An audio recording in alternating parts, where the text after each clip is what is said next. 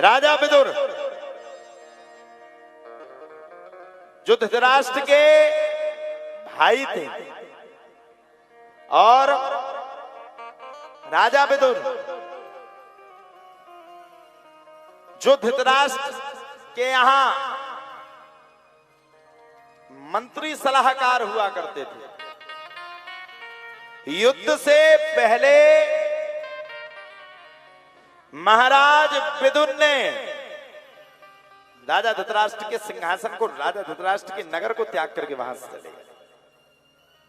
अब बताओ क्यों गए? युद्ध से पहले राजा धृतराष्ट्र के नगर को इसलिए छोड़ दिया क्योंकि दोनों पक्ष में धर्म समान थे।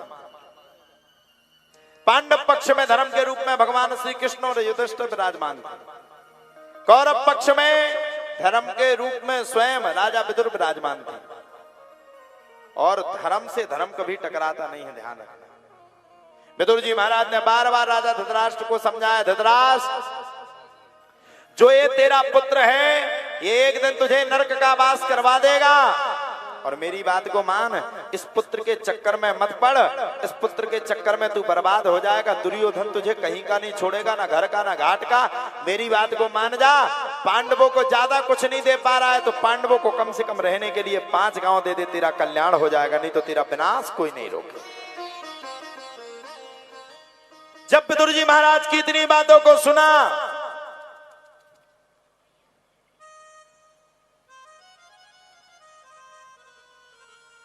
तब तो भैया कहा जाता है दुर्योधन को जैसे ही इतनी सूचना मिली वैसे ही दुर्योधन ने सब कुछ त्याग करके एक सांस में आनंद लेते हुए दौड़ करके विदुर जी महाराज के सामने खड़ा हो गया। जब दुर्योधन विदुर जी के सामने खड़ा हो गया तो विदुर जी महाराज को दुर्योधन ने खूब खरी खोटी सुनाना शुरू कर दिया। शर्म नहीं आती है? मेरे बाप को मेरे खिलाफ भड़काता है, शर्म नहीं आती है? मेरे बाप को मेरे खिलाफ खड़ा कर रहा है। तू इतना बड़ा दानी हो गया, इतना बड़ा तू राजा हो गया, इतना बड़ा अपने आप को संपन्न समझ रहा है, इतना अपने आप को सब कुछ समझ रहा है, तेरी समझ में नहीं आती, समझ से परे है। मेरे बाप को मेरे खिलाफ भड़काता है, दासी के पुत्र हट जा मेरे नगर से।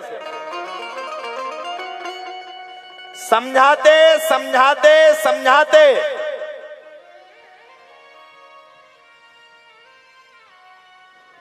जब आज हद टूट गई तब तो प्यारे कहा जाता है विदुर जी महाराज को बहुत बुरा लगा और विदुर जी महाराज समझ गए विनाश काले विपरीत बुद्धि। आज इसकी विपरीत बुद्धि आ गई है। विदुर जी महाराज ने तत्काल राज्य का त्याग कर दिया। और विदुर जी महाराज कोई और नहीं है। विदुर जी महाराज ने क्या नहीं सहा।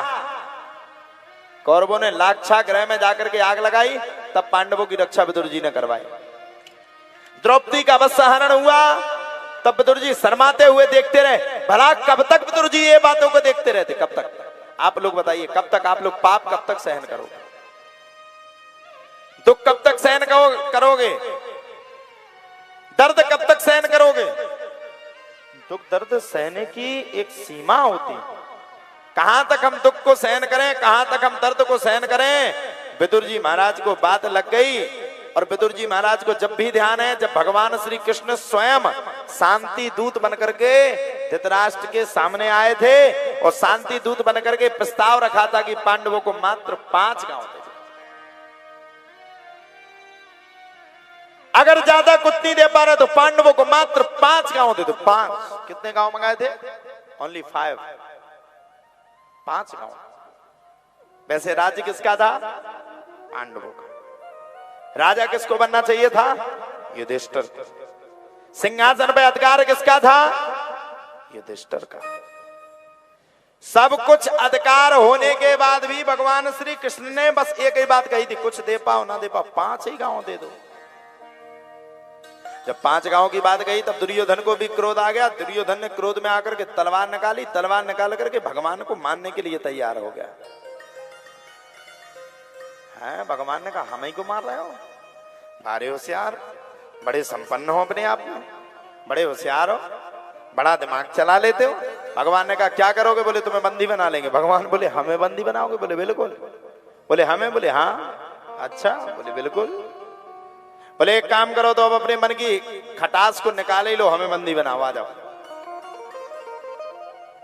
आ जाओ, बनाओ बंदी, देखें हम तुम्हारी ताकत, कितनी ताकत है तुम में, बनाओ बंदी, आओ।